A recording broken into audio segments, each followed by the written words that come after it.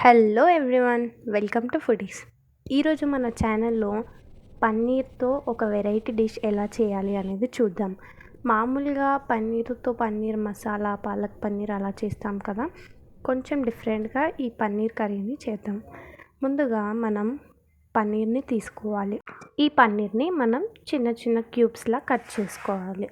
మరీ చిన్నగా కూడా కట్ చేసుకోవద్దు, మామూలు మీడియం సైజులో కట్ చేసుకోవాలి.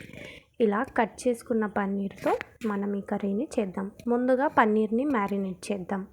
అందుకోసం ఒక బౌల్లో 1 టేబుల్ స్పూన్ ఆయిల్ వేసుకోవాలి. అందులో ఒక 1/2 టేబుల్ స్పూన్ వరకు కారం పొడి వేసుకొని అందులోనే కొంచెం చిటికెడు పసుపు వేసుకోవాలి. ఆ తర్వాత రుచికి సరిపడా ఉప్పు వేసుకోవాలి. కొంచెం గరం మసాలా మొత్తం కలిసిపోయేటట్టు బాగా కలుపుకోవాలి.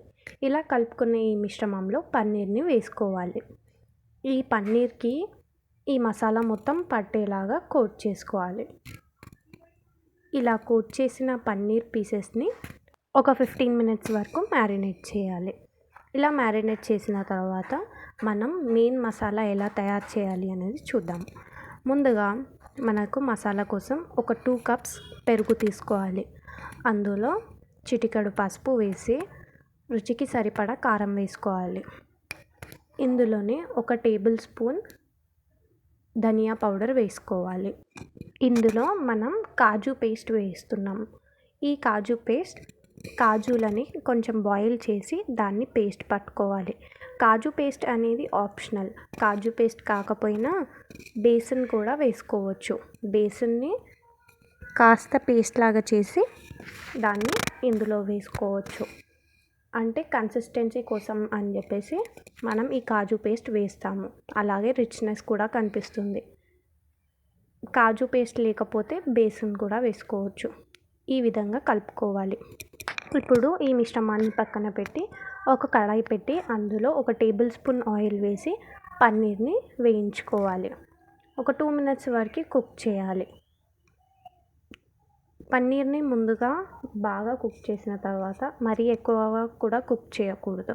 జస్ట్ పన్నీర్కి మసాలా పట్టేట్టు కుక్ చేయాలి. ఇప్పుడు అదే ఆయిల్లో ఇంకో టేబుల్ స్పూన్ నూనె వేసి నూనె వేడెక్కిన తర్వాత చాప్డ్ జింజర్ వేసుకోవాలి. ఇలా అల్లం కాస్త వేగిన తర్వాత ఇందులోకి ఎండుమిరపకాయలు వేసుకోవాలి. ఒక 4-5 ఎండుమిరపకాయలు వేసుకోవాలి.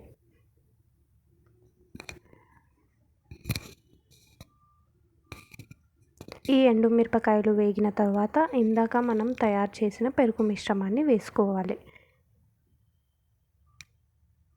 పెరుగు మిశ్రమం వేసిన తర్వాత ఇలా ఉంటుంది.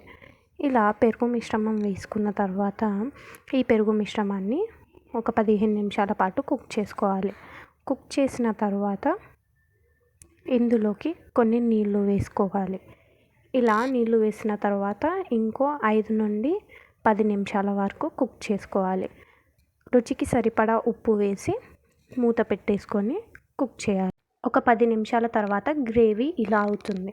ఇప్పుడు మనం ఇందులో కొంచెం చక్కెర వేసుకుందాం. చక్కెర ఎందుకంటే పులుపు తగ్గించడానికి. ఇందులోనే 2 పచ్చిమిరపకాయలు వేసుకుందాం.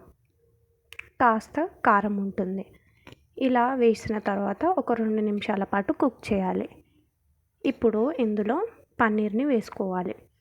పన్నీర్ని డైరెక్ట్ ఇలానే వేయొచ్చు, లేదంటే మనం గ్రేవీని తర్వాత తీసుకున్నాక కూడా వేసుకోవచ్చు. ఇందులో చాప్డ్ కొరియాండర్ వేసి 1 నిమిషం పాటు కుక్ చేసి దింపేసుకోవాలి. ఇలా ఈ పెరుగుతో పన్నీర్ని ఒక డిఫరెంట్ స్టైల్లో ట్రై చేయండి. ఇలా ట్రై చేస్తే ఎక్కువ మసాలా తినలేని వాళ్ళు కూడా ఇలా పన్నీర్ని తినొచ్చు. టేస్టీగా కూడా ఉంటుంది, పన్నీర్ మసాలాలాగా కూడా ఉంటుంది. మీరు కూడా ఈ దహీ పన్నీర్ని ట్రై చేసి ఎలా ఉంది అనేది చెప్పండి. ఎంతో టేస్టీగా ఉంటుంది. తప్పకుండా ట్రై చేసి చూడండి. Keep cooking, eat healthy.